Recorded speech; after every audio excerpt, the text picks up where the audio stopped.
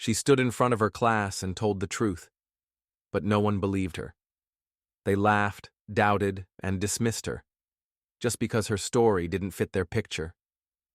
But when her mother walked through the classroom door in a black blazer and changed everything, the silence hit harder than any applause.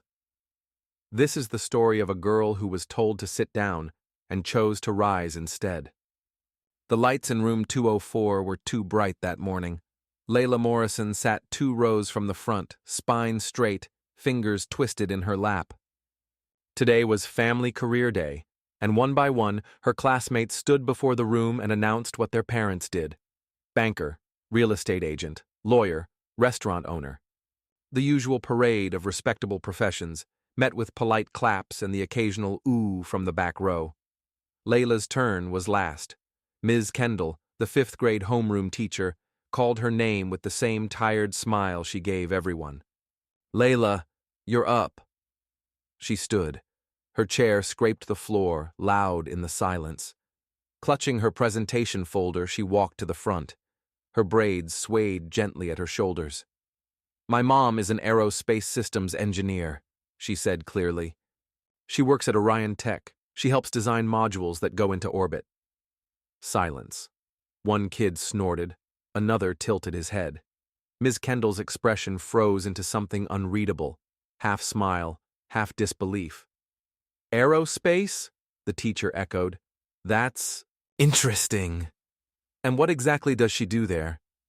Layla opened her folder, pulled out a diagram her mom had printed for her. "She works on the control systems for satellite positioning, the navigation part. Sometimes she runs simulations to test if they'll survive launch conditions." A boy in the back whispered, "Yeah, right." Layla kept going. "Last summer she went to Florida for a launch. I stayed with my aunt. The module she worked on was inside the rocket." Ms. Kendall cleared her throat. "Okay, thank you, Layla. That's a very ambitious job." Layla blinked. "It's real." "I'm sure it is," the teacher said, her voice trailing off. "All right, let's move on. Ethan, you're next?" Ethan, still giggling, shuffled to the front. As he talked about his dad's car dealership, Layla returned to her seat, still clutching the folder. Her hands were damp. Her face burned. At lunch, she sat alone. 2 girls from her class passed by and whispered, not softly, "She made that up. No way her mom works in space stuff." She probably meant like cleaning at the space center. Layla didn't look up. She picked at her sandwich. Her appetite had evaporated somewhere between, "That's interesting," and "let's move on." After school, she walked home slower than usual. The leaves on the ground crunched beneath her shoes, but the sound felt far away. When she opened the front door, the smell of roasted garlic floated from the kitchen. Her mother, Simone, was standing at the counter, sleeves rolled up, working on dinner and answering an email on her tablet at the same time. "Hey, baby. How was your day?" she asked without looking up. Layla kicked off her sneakers and dropped her bag by the stairs. "Fine." Simone looked up immediately. That one word had too many layers. "What happened?" "Nothing." Simone paused the email and walked over. "You don't say fine when it's fine." Layla hesitated. Then, "Today was Family Career Day." "Oh, you presented? You used the folder we printed, right?" "I did." Simone smiled, proud. "How'd it go?" Layla's lips tightened. "They didn't believe me."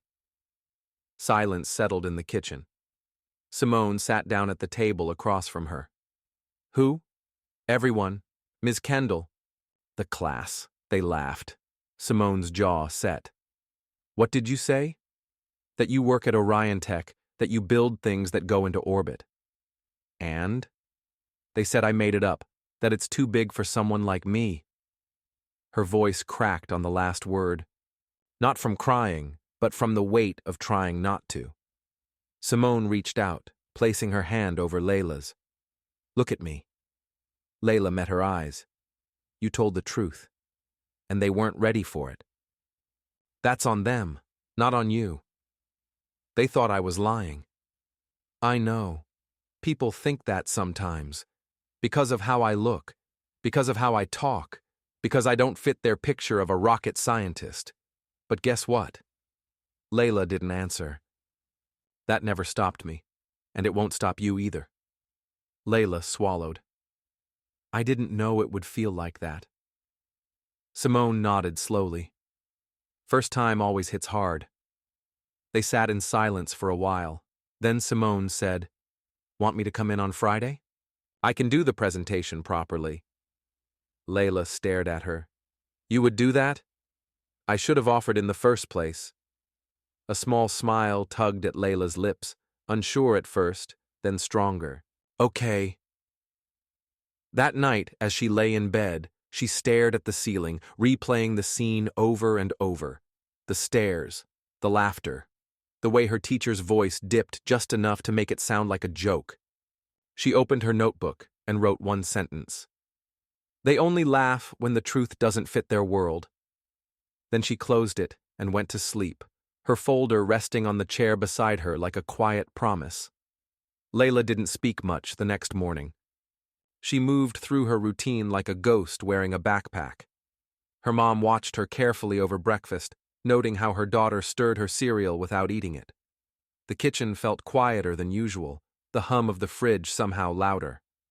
Simone Morrison, usually a whirlwind of energy before work, sipped her coffee slower than usual.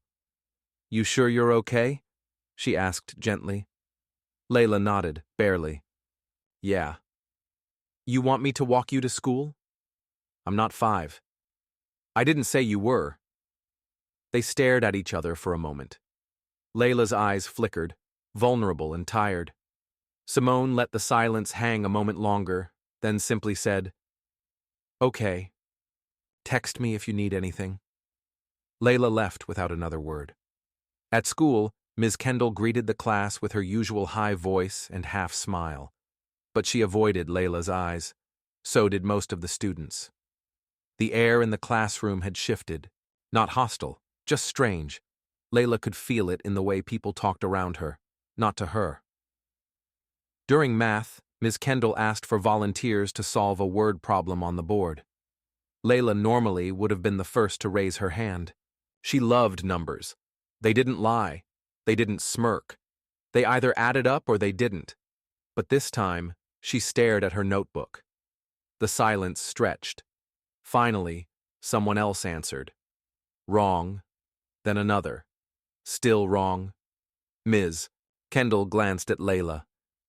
"Would you like to give it a try?" Layla shook her head slowly. "No, thank you." The teacher blinked. "All right." At lunch, she sat in the far corner of the cafeteria. Her usual table mates had shifted one spot over, close enough to pretend it wasn't intentional, far enough to leave her alone. She didn't argue, didn't speak, just ate slowly, counting the bites in her head. That night, at home, Simone returned from work later than usual. She dropped her keys on the counter, kicked off her heels, and looked around the quiet living room. Layla sat on the floor, building a small satellite model they had started months ago, but never finished. "Hey," Simone said softly. "Hey." Simone sat down beside her. "You working on the array stabilizers?" Layla nodded. "Yeah, the instructions said it's optional, but it's not really. Without them it tumbles." Simone smiled faintly. "That's true." Layla didn't look up. "School any better today?" Simone asked. A pause, then, "It's just weird, like, people don't know what to say to me now, so they say nothing." Simone nodded slowly. Sometimes silence isn't neutral. Sometimes it's just another version of judgment. "I thought maybe they'd say sorry," Layla whispered, "or at least ask, but they didn't. They're kids, and even adults get it wrong." Layla turned one of the solar panels slowly in her fingers. "Are you still coming Friday?" Simone smiled. "Absolutely. I even took the day off. You don't have to go all out. Just show them that you're real." "I plan to do more than that," Simone said. "I want them to see what they missed when they didn't believe you." Layla glanced at her. "What are you going to wear?" Simone raised an eyebrow. What do you think? Black suit, Orion badge, low heels, the works. Layla smirked. You're gonna scare them. Good. They both laughed, really laughed, for the first time in days. The next morning, Ms. Kendall pulled Layla aside after homeroom. Hey, Layla, she said, her tone softer than usual. I just wanted to say, I'm glad your mom is coming in on Friday. Layla looked at her blankly. Ms. Kendall continued, Sometimes, grown-ups don't always get it right, but I'm looking forward to meeting her. Layla gave a small nod, but didn't say anything. Inside, she wasn't sure if it was enough, but it was something. That night, Simone sat at the dining table, polishing her presentation slides. She didn't rehearse out loud, but Layla watched her from the couch, memorizing every movement. The way her mom clicked through each image with purpose.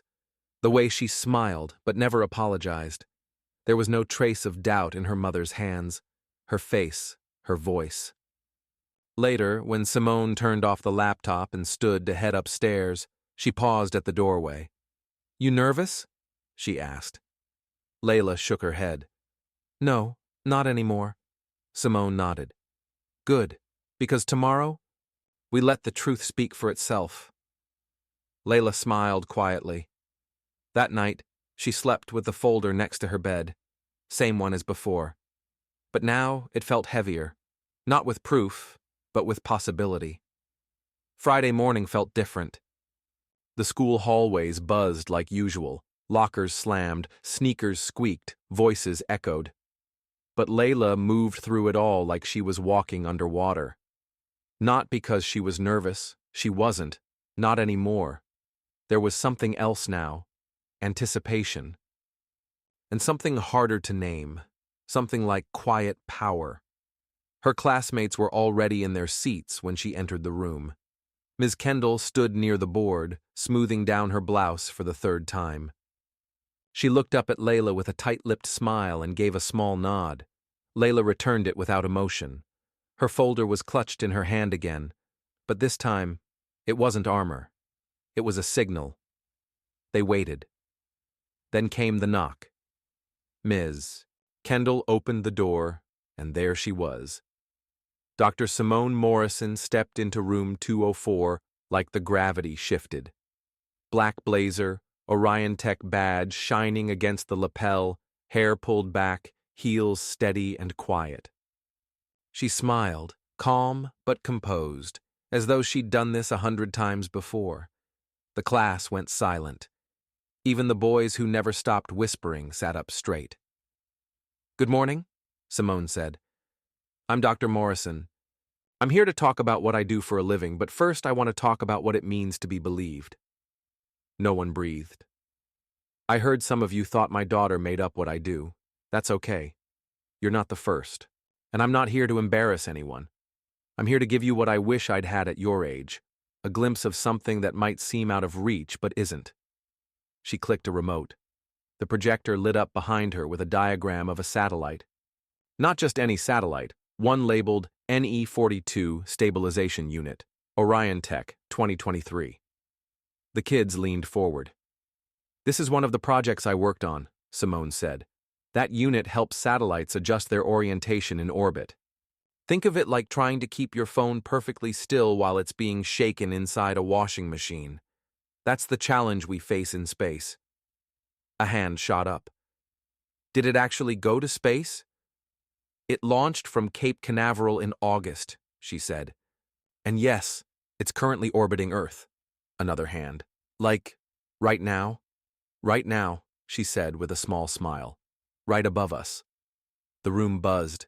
She went on, showing photos from the control center, clips of virtual simulations, and even a video where she was in the lab, pointing out components. The kids were wide-eyed.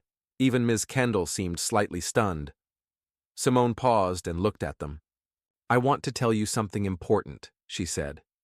When I was a kid, no one in my school thought I could do this either.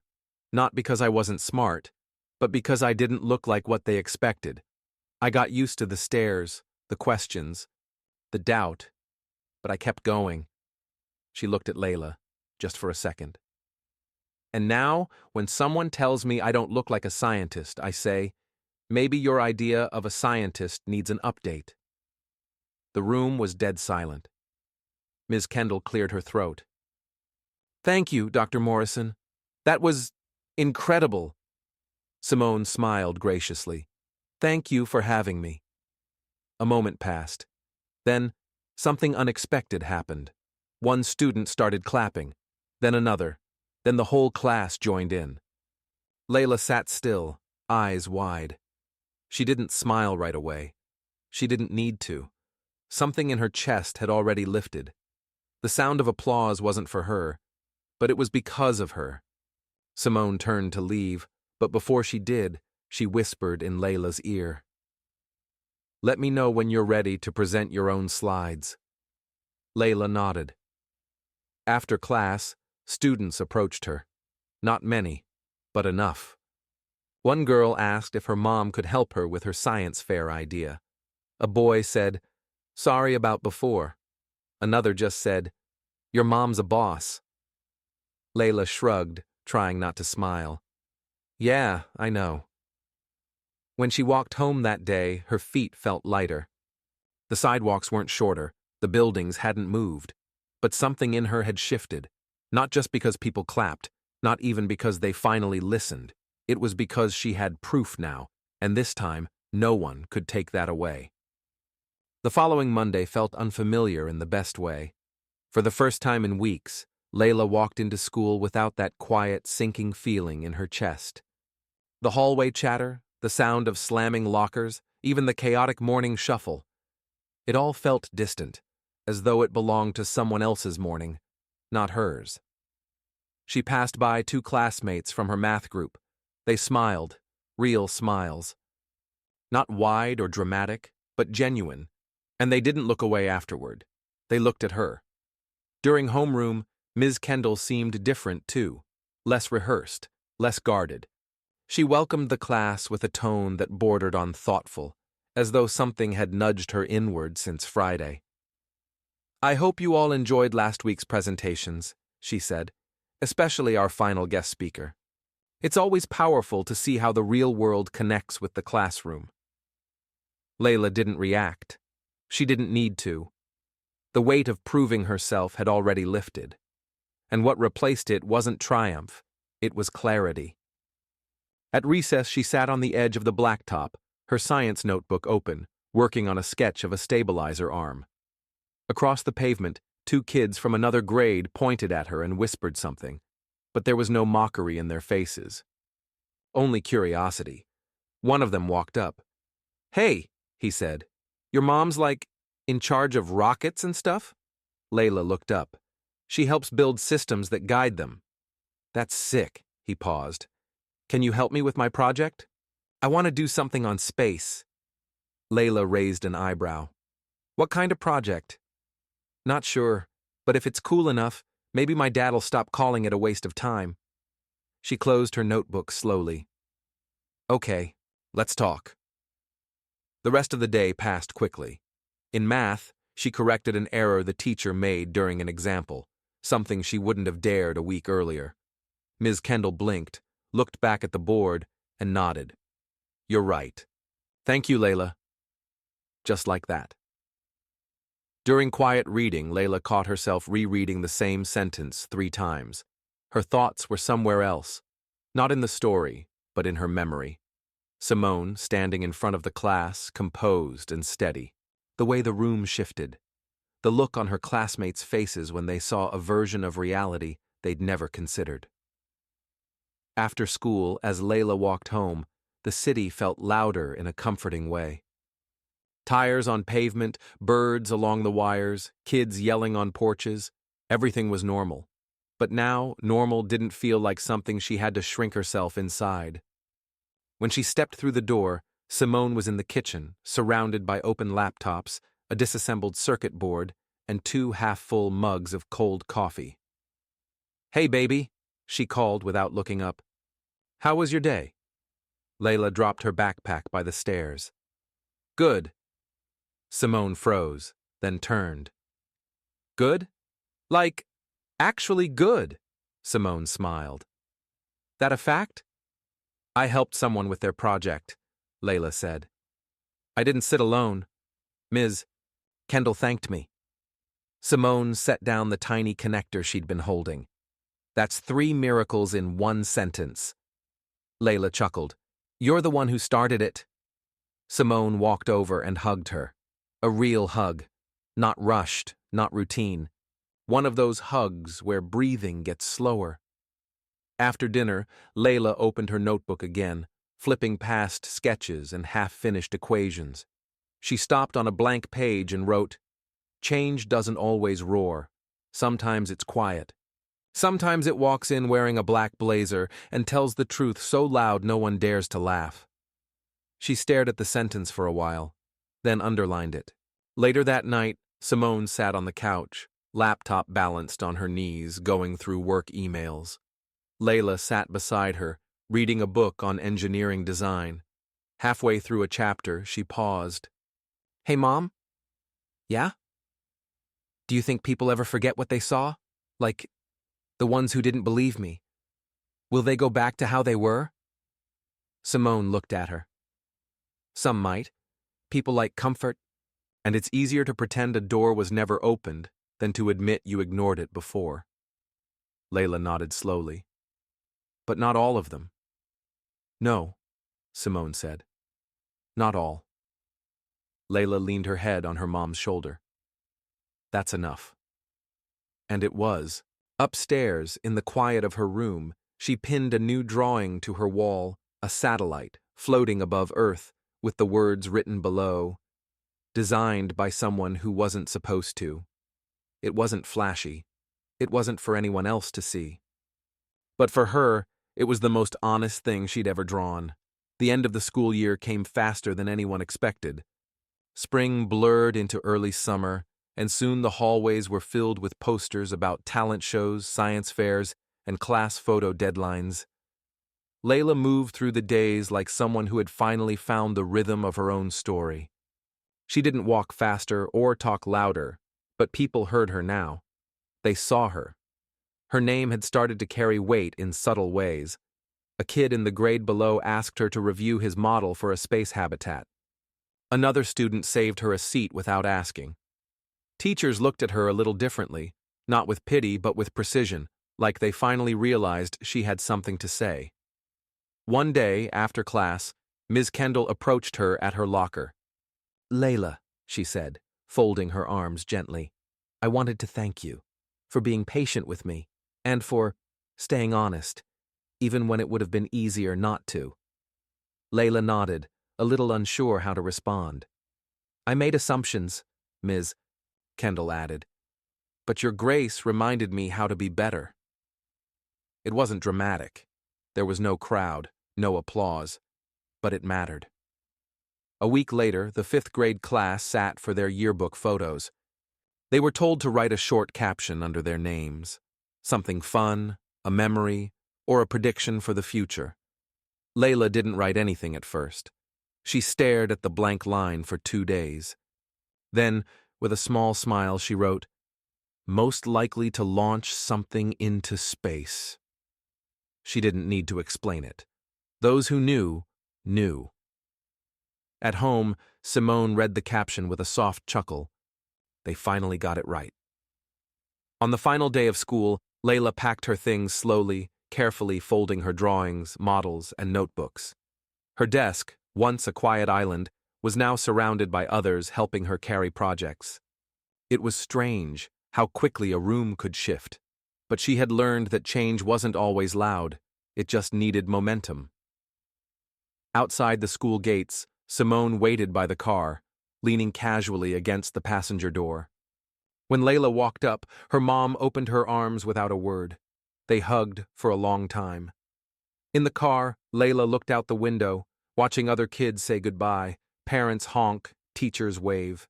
I didn't think it would feel like this, she said softly. Like what? Like I earned something, not just grades or praise, something deeper. You did, Simone replied. You earned your own voice. Layla nodded. Feels good. Back at home, Simone surprised her with a small wrapped box. Inside was a silver keychain shaped like a satellite with tiny engraved letters, property of Dr. L. Morrison, future class of 2036. Layla laughed. That's a lot of years away. Simone smiled. Exactly enough time to build your launch team. Later that night, Layla sat at her desk, the window open to let in the soft breeze. The sounds of summer drifted in, distant music, the hum of cicadas, the low rhythm of city traffic. She opened her notebook one last time and flipped to the back page. She wrote, "I used to think being smart wasn't enough, that if people didn't believe you, it didn't matter what you knew. But I was wrong. The truth doesn't need to shout. It just needs to last longer than the lie." She closed the notebook and smiled. And somewhere high above them, a real satellite, one her mother helped build, moved silently through the dark, steady and unseen, but undeniably there, just like her. Share your opinion about this story in the comments. Don't forget to subscribe and like so you don't miss new stories.